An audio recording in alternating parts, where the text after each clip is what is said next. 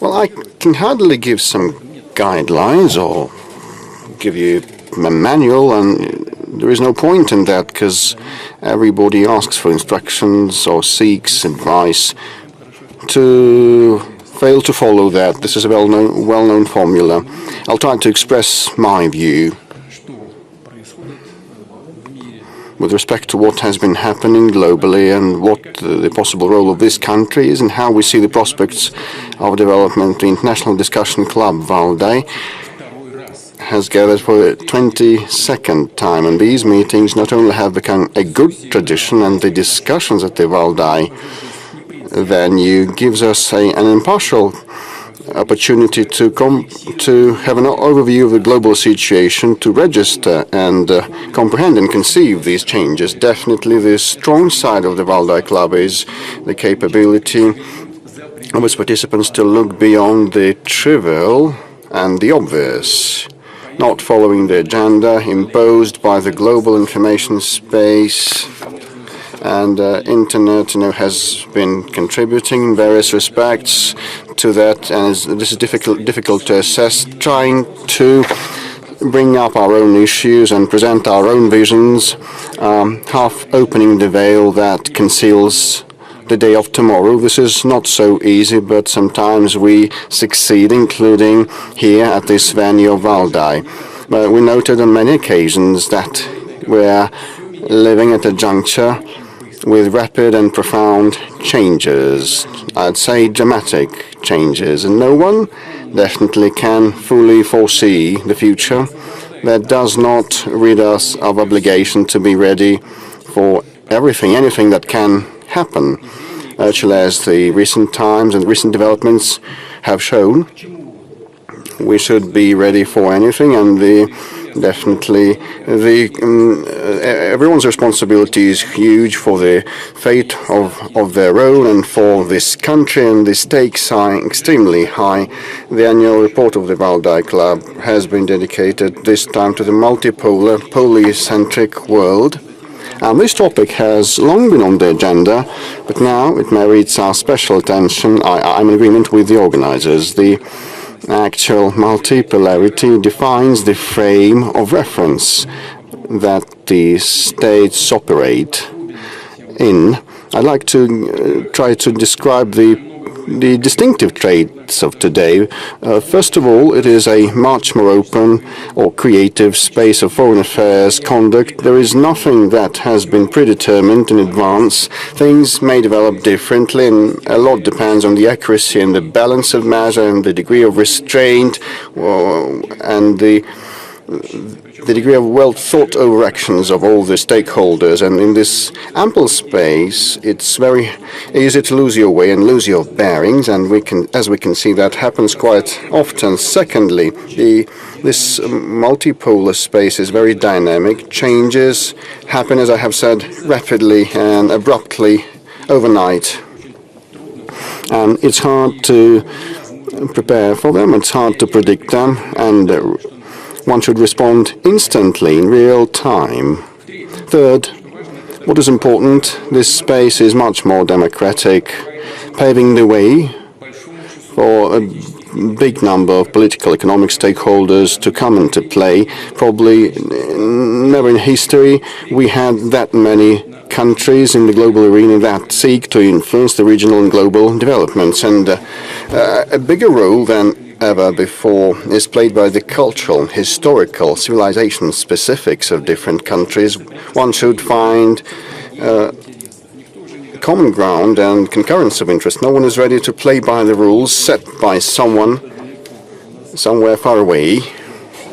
As a well-known song goes, behind the mists or over the oceans. Hence the faith. All decisions are possible based on the accords that would be okay for all the interested or related stakeholders.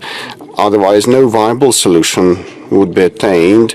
Only and merely gaudy phrases and fruitless play of ambitions. Hence, to attain the results, harmony and balance are needed. And finally, the opportunities and threats of the multipolar world are inseparable from each other. Definitely the weakening of dictate that was typical of the previous period and expansion of the freedom for all is an obvious boon. At the same time, in this context, it's much more difficult to strike this solid balance, which is actually a blatant and extreme risk per se. So such situation on the planet that I have tried to briefly portray is a brand new phenomenon. The international affairs are going through a radical transformation. Paradoxically, multipolarity has become the direct effect of attempts to impose and maintain the global hegemony.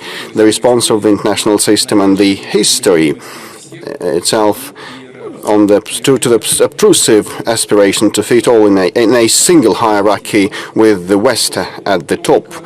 A failure of such an undertaking was only a matter of time, and we were warned about that always. And by historical standards, that happened quite rapidly. 35 years ago, when it seemed that the confrontation was coming to a close and the Cold War was coming to a close, we hoped that for an advent of the epoch of true cooperation, it seemed that no ideological and other obstacles were there that would preclude to resolve jointly uniform problems and common problems for the humankind, sorting out and resolving conflicts and disputes, building upon the mutual respect and taking into account everybody's interest. Let me digress and give a historical excursus here. Our country, wishing to eliminate the grounds for bloc-based confrontation, create the common space of security, stated 2 times that we were ready to join NATO. For the first time, it was back in 1954, in the Soviet times, and for the second time during a visit by President Clinton, US President Clinton, in Moscow in the year 2000, when we spoke about that with him, and both times we were turned down, straight away. I repeat, we were ready for joint work and non-linear steps in the global security and stability sphere, but our Western counterparts were not ready to rid themselves of the captivity of geopolitical and historical stereotypes and this simplistic world view. And I stated about that on many occasions in public. When we spoke with President Clinton, he said, it's very interesting, I think it's possible, but several hours later in the evening he said, I sought the advice of my team, it's unfeasible. And when will it be feasible? It boiled down to nothing. So a real opportunity to shift to the positive vector is something that we had, but alas, some different approach prevailed. The Western countries succumbed to see and have this absolute and wield this absolute power. This was a serious, strong temptation, and not to succumb, one had to have some historical vision and good intellectual level of education and groundwork, and those who made the decisions did not have this high capacity. The power of the United States and their allies peaked at the end of the 20th century, but there can be no single force that can run the world on its own, prescribing what should be done to everybody, how everyone should breathe. There were some attempts of that, but they all failed. At the same time, one should note that many of the so-called Many believe that the so-called liberal world order was acceptable or even convenient. Well, yes, hierarchy would limit the capability of those who are not at the top of the pyramid of the food chain, if you permit me. But still, at the same time, they reside at the food, but still that would lift a big chunk of responsibility from them. Just the rules are as follows: just accept the set of conditions, fit into the system, and you receive your dues, and be happy, think of nothing. Others will think and make decisions instead of you. No matter what they say, no matter what they use as pretexts, that was the case, and the experts in this room know that. Some people were conceited enough to believe that they can admonish everybody. Others played up to the strong ones, being obedient, bargaining chip and item and trade, avoiding problems and receiving their small perks And now in the old world in Europe, we have a lot of such politicians left still. Those who were not in agreement tried to uphold their interests, were considered kind of weirdos, to put it mildly. And they were told nothing will come out of that, and so you are nothing against our power, an empty spot. The most recalcitrant ones were educated by the self-proclaimed grandees, and without any scruples, and resistance was useless, they said. That did not result in anything good. Not a single global problem was resolved. At the same time, still new and new problems keep piling up. The global governance institutions created in the past either don't operate and work properly or have lost their efficiency to a huge extent. No matter what capability or potential a single country might have, any power has its limits. And in Russia we know that there is a proverb saying, might makes right. However, there may be a stronger might. There always can be a stronger might. You know, this is the gist of the global developments. There may always be a stronger might. Attempts to control everything around oneself would result in overstraining and overload, and that would impact the internal stability, weaken the internal stability, giving rise to legitimate questions among the nationals of those countries who tried to act as grandees. You know, some time ago I heard similar things from our American colleagues who said that we acquired the world but we lost America. I just want to ask a question. Was it worth it? And have they acquired anything at all? The leading Western European societies are now seeing repulsion of the excessive ambitions of the political leadership. The barometer shows that the establishment doesn't want to cede power, and they have been engaged in direct deception of their nationals, trying to use ploys and that are legal borderline cases or are beyond the law. You know, turning democratic election procedures into a farce and manipulating the will of their people is something that they cannot keep doing forever. And that has been happening in many countries. I will not be specific. In some countries, they're trying to prohibit or ban their political opponents who have been acquiring more legitimacy and trust among the voters. We saw this movie in the Soviet times. We had it in the USSR. Just recall the song by Vygotsky. The military parade was prohibited. Everything will be prohibited shortly. The prohibitions won't work. And the will of the people is simple. Let the leadership cater to the needs and the living standards of the people, not chasing chimeras. The United States, where the bottom-up sentiment of the people led to radical change of the political vector, is a vivid example, and these examples can be contagious. The subordination of the majority to minority that is typical of international relations during the Western domination has been giving way to a cooperative approach, a multilateral one, based on the respect for everyone's interest and the accords between the key stakeholders. That is no guarantee of the harmony or absence of conflicts. The interests of countries will never coincide fully, and all the history of international affairs is about struggle to fulfill their interests. But you know, a brand new global situation, the tone set by the global community and the global majority, let us hope that all the stakeholders will take each other's interests into account while coming up with regional and global solutions. No one can attain their goals on their own in isolation. The world, despite the aggravation of conflicts and the crisis of previous model of globalization, fragmentation of the global economy, is a holistic, interrelated place.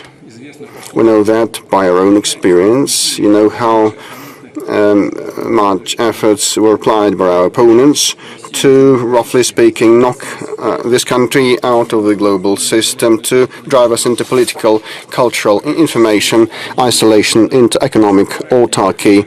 The number, in terms of the number of the reprisals that are shamefully dubbed as sanctions, Russia has the record, 30 or even more thousand of different restrictions. Have they attained anything?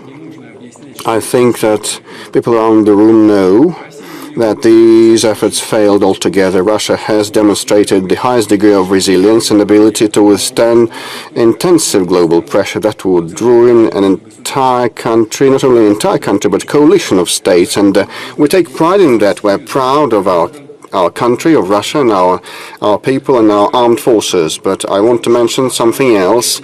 It turned out that the global system, where they want to squeeze us out of, will not let Russia go, because Russia has become a weighty part of the global equilibrium and balance, not only because of its territory and the people and defense and technological industrial capability and its minerals, its reserves. All those things I have just enumerated matter a lot. These are very important factors, but most importantly, it is so because the global equilibrium and balance cannot be established without us, neither economic or strategical or cultural, logistical, no type of balance. I believe that those who tried to destroy that, well, got to know. Some are still obstinate in their desire to have their way, inflicting, as they say, the strategic defeat on this country. Well, okay. If they don't see the fact that this plan is doomed, if they're stubborn enough, well, I hope that life will show them, and the most stubborn, short-witted ones will understand. We heard numerous clamors about full blockade and threats about blockade, trying to make Russian people, as they said, and they had no scruples in saying that they wanted to make the Russian people suffer. And they came up with figmental plans. I think, ain't it time to calm down and look around and understand the real situation and try to build relationships in a different way? We also know the polycentric world is very dynamic. It seems brittle and unsustainable because you cannot establish the state of things forever, defining the alignment of forces.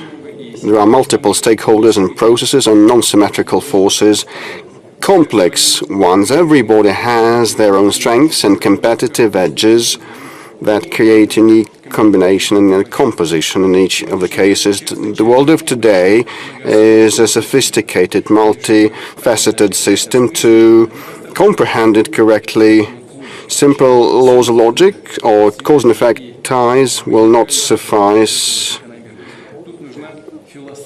Complexity philosophy is what is needed, something similar to the quantum mechanics that is much more sophisticated than the classical physics. At the same time, thanks to this complexity, the overall negotiability has a trend to go up. The linear unilateral solutions are impossible. Non-linear multilateral ways require considerable professional, impartial and creative, sometimes non-standard diplomacy. I'm convinced that we will witness a certain renaissance of the high diplomatic art.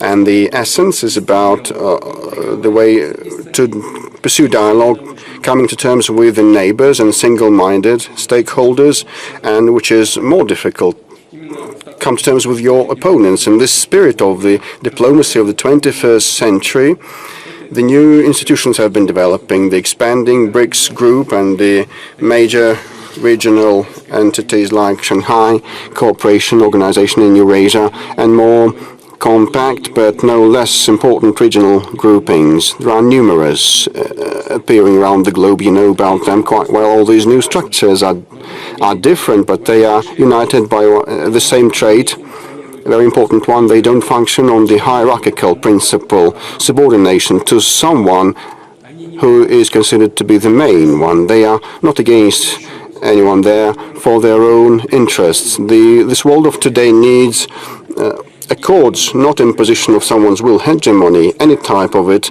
will not cope with the scale of the agenda. Providing for international security in these terms is a very, very relevant and comprehensive matter. The growing number of stakeholders with different goals and polycentric cultures, their own identical original traditions, the global complexity makes it much more difficult and complicated to come up with this new approaches towards global security, but it gives us new opportunities. The bloc-style ways that are doomed to give rise to confrontation have become anachronic, pointless. We see that our European neighbors are now trying to patch up the cracks and plaster the cracks of the edifice of Europe. They want to overcome this cleft, to strengthen the shaken unity that they were so proud of and flaunted with, not because of resolving, not with the help of resolving their own domestic problems, but stoking up the enemy image. But people in those countries are wise enough to take to the streets, and despite they stoke up situation at the outer border, they try to recreate the well-known enemy that they invented hundreds of years ago, Russia. And many people in Europe do not know what's so horrible about Russia.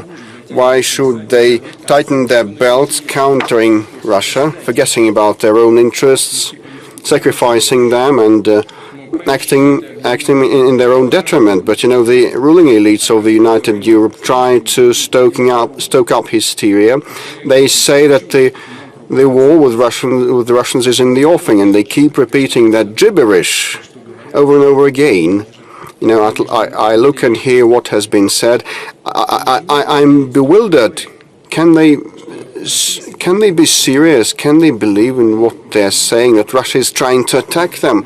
This is impossible to believe, and they try to convince their own people of that, and they may be non-competent. Either non-competent if they believe in that, because it's impossible to believe in this nonsense, or they may be decent enough because they do not believe in that themselves, but try to convince their own people. Just calm down and sleep quiet and try to get to grips with your problems. Look at what has been happening at the European streets, what has been happening with the European economy and industry, huge crisis in their culture and identity, huge debt burden and growing social welfare system, migration that has been out of control, growth of violence, radicalization of leftist, ultra-liberal, racist, marginal groupings. Look at Europe being relegated to the periphery of the global competition. We all know that the threats, aggressive threats towards Russia that Europe has been trying to intimidate itself with are far-fetched. And the auto-suggestion is a dangerous thing, and we cannot, unfortunately, fail to pay heed to that, and we must take that into consideration because of the need to sustain our defense and security. And we're looking at the militarization of Europe that has been gathering pace. Are these plain words or simple words or lip service, or is it serious? Because they say that the German army should be the most powerful in Europe. Okay, we have been listening to that attentively and eyeing that closely, trying to figure what they actually mean. I believe that no one has any doubts that the response of Russia will not be long in coming. The response to such threats will be, to put it mildly, quite convincing. This is about the response. We never initiated any military standoff. It's pointless, uncalled for, and absurd. It would drive us away from resolving real problems and challenges, and the societies sooner or later will bring their leaderships to account for ruining and ignoring their needs and aspirations and hopes. But if someone has a desire to rival with us in the military sphere, okay, go for it. Endeavor. Russia proved on many occasions when threats to our peace and security come to the fore, and threats to our sovereignty and our statehood, we are swift in responding. No, you should not provoke us. Never ever did it end badly for the provocateurs, and no exceptions will happen in future. There will be none. Our history proved that weakness is unacceptable because it gives rise to temptation, to a delusion that anything may be resolved with us, and they may have their way from the position of force and indecisiveness and weakness. Russia will never demonstrate that. It is something that we will never demonstrate. Those who cherish the dream of inflicting a strategic defeat of us, let them know that. And those speaking actively about that, well, some of them are far away, others, have passed away. There are no objective reasons related. There are very many reasons related to the man-made or social nature. So it's no use spending forces and energy on artificial, contrived contradictions. This is wasteful and silly. International security is so multifaceted and indivisible that no delimitation of values can split it. Only meticulous, all-round work with the involvement of different partners, building upon creative approaches, can help resolve this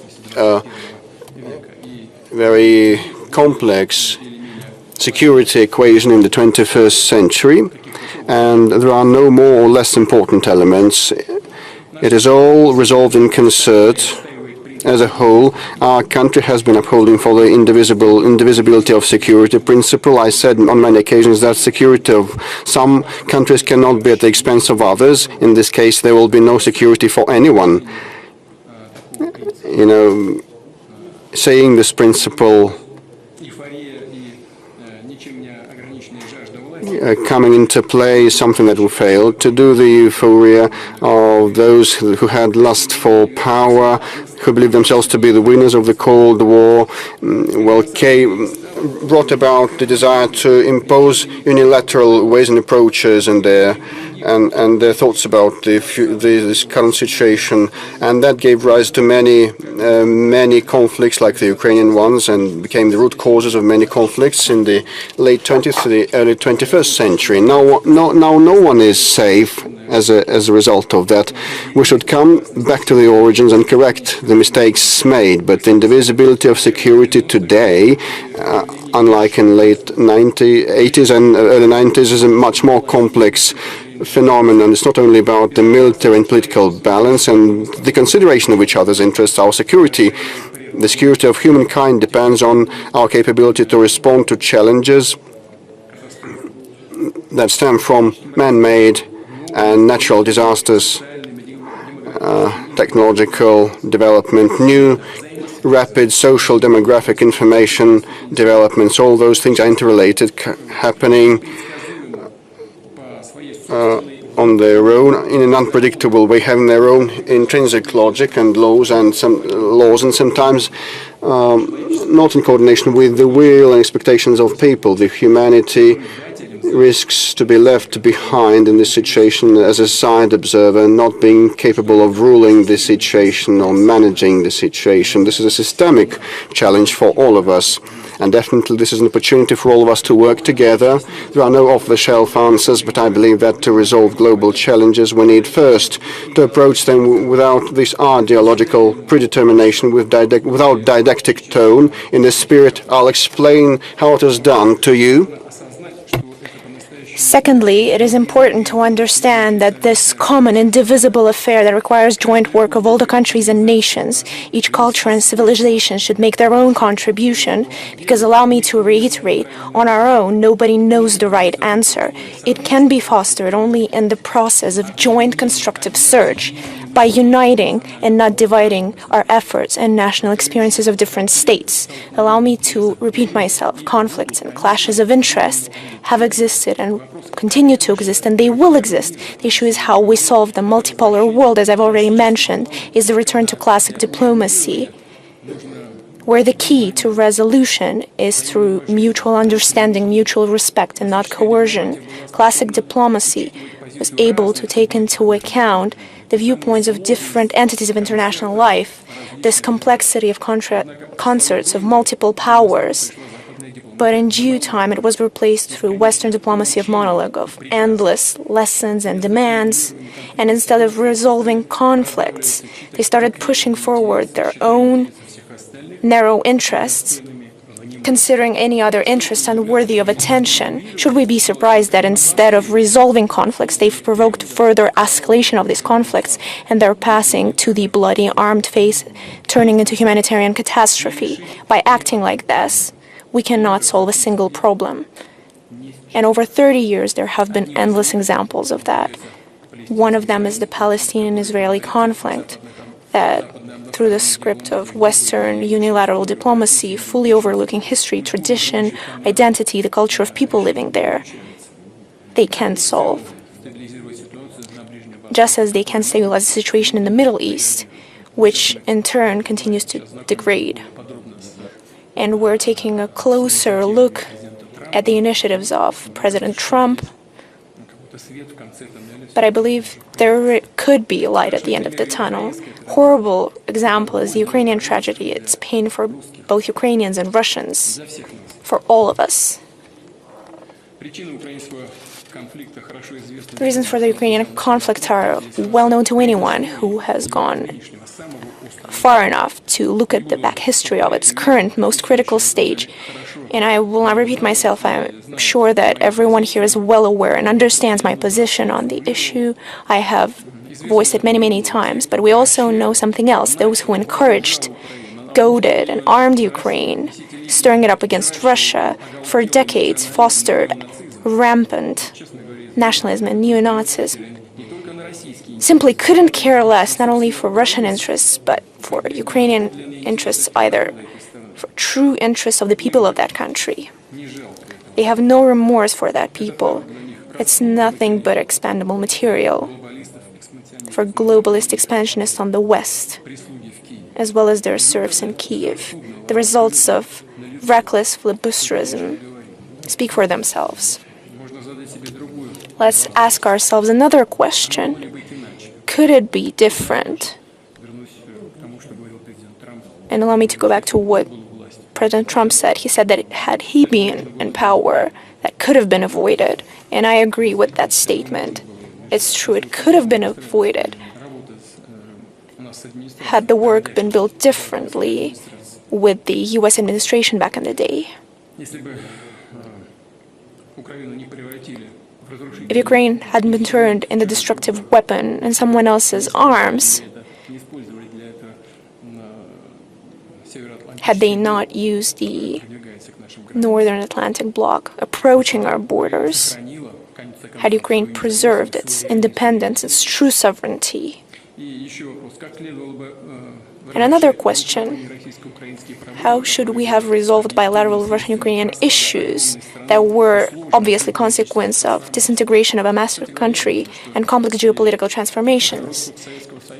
I believe that even the disintegration of the USSR had to do with the position of the Russian leadership back in the day to get rid of any ideological confrontation, hoping that now that we've dealt with communism, now we will build a true flourishing world. No, but it seems that there are other factors at play, geopolitical and factors of different kind, and ideological clashes had nothing to do with it. How should they be resolved in a polycentric world?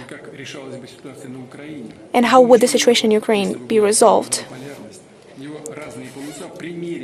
Its different poles would test out the situation of the Ukrainian conflict for themselves.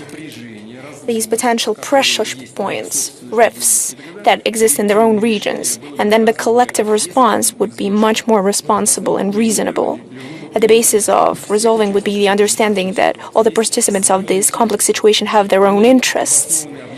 They're grounded in objective, subjective circumstances. They must not be overlooked. Efforts of all countries in their quest for security and development are legitimate. Of course, this applies for Ukraine, for Russia, and for all our neighbors. It's the states of the region who should have the final say in creating the regional system. It's these countries who have the best chance at agreeing on a universally acceptable model of cooperation because it affects them directly. It is of their vital interests. For other countries, this situation in Ukraine is a bargaining chip in a different, much larger game, their own game. And generally, that game has nothing to do with specific issues of countries, or in this case, for that country or those countries involved in the conflict. It's just a pretext to solve their own goals as well as to profit from war. That's why they showed up on our doorstep with NATO infrastructure. For years they sat idly by, gazing at the Donbass tragedy, the genocide, at the extermination of Russian people at our ancestral historical lands that started in 2014 after the bloody coup d'etat in Ukraine. In contrast to this behavior that was demonstrated by Europe and until recently the US, is the conduct of the global majority states. They refuse to take sides. They aspire to truly contribute to the creation of a just world, and we're grateful to all the states who in recent years have taken genuine effort to try and find a way out of this situation. These are our partners, the founders of BRICS, China, India, Brazil, South Africa, the Belarus, North Korea. These are our friends in the Arab Islamic world. First and foremost, Saudi Arabia, the United Arab Emirates, Qatar, Egypt, Turkey, Iran, Serbia, Hungary, Slovakia in Europe, and many African and Latin American countries.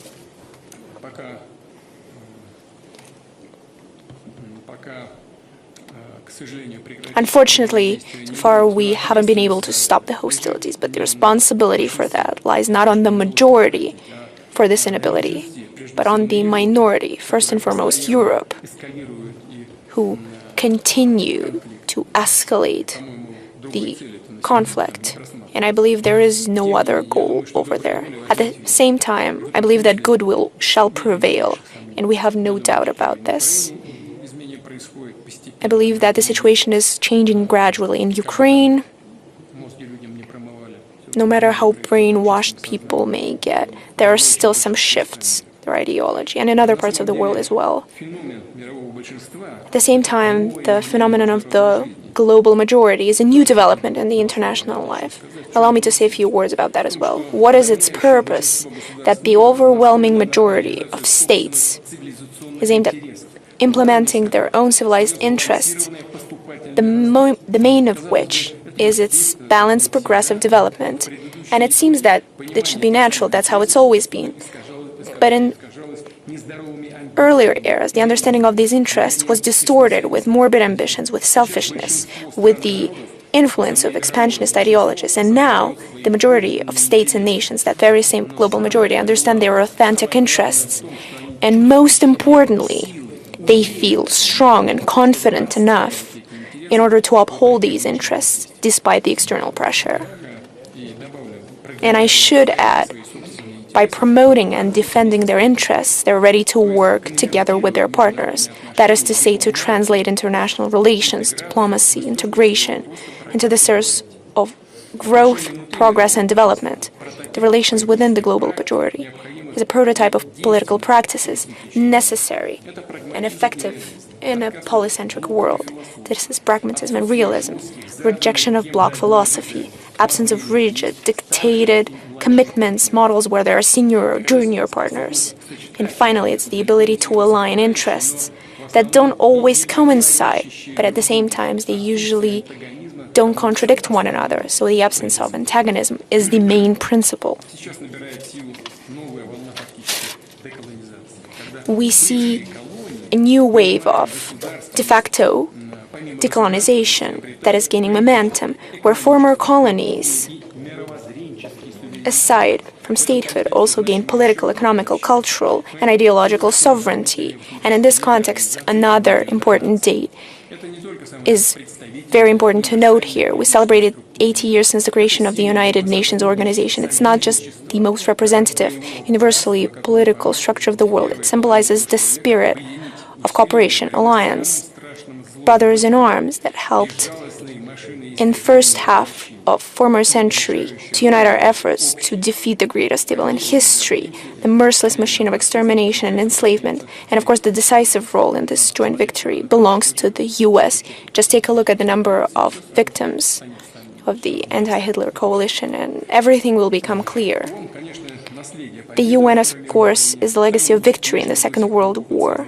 To this day, it is the most successful experience of creating the international organizations through which we can resolve the most urgent world problems. And we often hear that the UN system is paralyzed, that it's in crisis. It's become the common position. Some even go as far as to say that it has become obsolete and it should be radically reformed. Yes, of course there are a lot of issues in the work of the UN, but we do not have a better alternative than the UN. We have to admit that. The problem is not with the UN because its potential, it's virtually endless. The issue is how we, ourselves, these united, and although more often than not now disunited nations, use these opportunities. Of course, UN is facing certain challenges. Just like any other organization, it needs to adapt to changing realities. But in the process of its restructuring, configuration, it is especially important not to lose sight or twist the main idea of the organization, not just the one that was embedded when creating the whole UN system, but also the newfound idea that has arisen in the process of its complicated development. We should recall that since 1945, the number of UN member states has practically quadrupled. The organization that has come up at the initiative of several largest countries during the decades of its existence has not just expanded, it has absorbed many different cultures and political traditions. It has gained diversity, has truly become multipolar, way before the world has taken that path. The potential laid in the UN system is only beginning to unfold, and I'm sure that in the new era we're entering, it will only pick up the pace. In other words, now the countries of the global majority form the convincing majority, even within the UN, which means its structure and its governing bodies need to be brought up into the line accordingly, so that it fully aligns with the basic principles of democracy. We will not deny there is no unanimity as to how to organize the world, which principles it should be based on in the upcoming years and decades. We have entered a long stage of searching, in many ways stumbling in the dark. Once we have a new sustainable system, its framework remains unknown. But we should be prepared that for a considerable time, socio-political and economical processes will be hard to predict and sometimes quite nerve-wracking. In order to keep those clear guidelines and not lose our way, we need a strong support. First and foremost, these are values cultivated in national cultures over the centuries, culture, history, ethical and religious norms, the influence of geography and environment are key elements from which civilizations are born. Special entities that have been created over centuries that determine national identity, value orientations, traditions, all that serves as a guideline, allowing us to find our way and allowing us to weather the storms of rough waters of international life. Tradition is a very distinctive, unique thing. Everyone has their own, and respect for traditions is first and foremost a condition for a prosperous development of international relations, as well as resolution of arising issues. The world has withstood the efforts of unification, of forcing of so-called universal model that went against the cultural and ethical traditions of many nations. Back in the day, the Soviet Union indulged in it, trying to impose world's political system. We are aware of it. And I don't think anyone will try to argue that. Then the US took over. But the Europe has come up big as well. But in both cases, nothing was achieved. Perfunctory, extrinsic, artificial, something imposed doesn't last long. And those who have respect for their traditions usually doesn't encroach on others. Today, against the backdrop of international instability, it is especially important to lay your own groundwork of development that is independent on the international whirlwinds. And we see how many countries and nations turn to these foundations. And it's not only happening in the global majority states, but in Western societies as well. If everyone operates and follows these principles, taking care of themselves without wasting effort on unnecessary ambitions, turns out that getting along with others becomes much easier. I would like to give you an example of cooperation between Russia and the US. Of course, our countries have a lot of differences, and our views on many world issues differ. And for large powers, it's natural, it's normal. Most importantly, it's how we overcome these differences. And the current White House administration speak directly, firmly, using point-blank statements without being hypocritical. It is especially important to understand what the person wants, instead of trying to drown in the series of ambiguities, in these misty hints. And we understand that President Donald Trump and his team are operating on the interests of their countries as they see them. This is a rational approach, but at the same time, we need to admit that we have the right to operate based on our own national interests, one of which is the restoration of full-format relations with the US. And no matter the differences, if we treat each other with respect, then even the most firm, persistent bargaining will still pursue the goal of finding something mutually beneficial, and then we can find solutions to any issues. Multipolar world and polycentric world is a reality that is here to stay. How fast and how effective it will be depends on every single one of us. And this order and this model in the modern world is only possible as a result of universal efforts. The work where everyone participates, allow me to reiterate, times where the narrow group of the most powerful nations decided for the whole world on how to live, is irretrievably gone. And those who feel nostalgia for colonial times, when people were divided into those who are equal or those who are more equal than others, should remember that. This is a famous quote from Orwell's dystopia. We in Russia were never known for such racist approach to other countries, nations, cultures. It has never been our course, and it will never be our course. We advocate for polyphony, diversity, symphony of values. One-color world would be a dull place. Russia's path is tumultuous and it's full of unexpected turns. The formation of Russia's statehood is a constant overcoming of colossal historical challenges.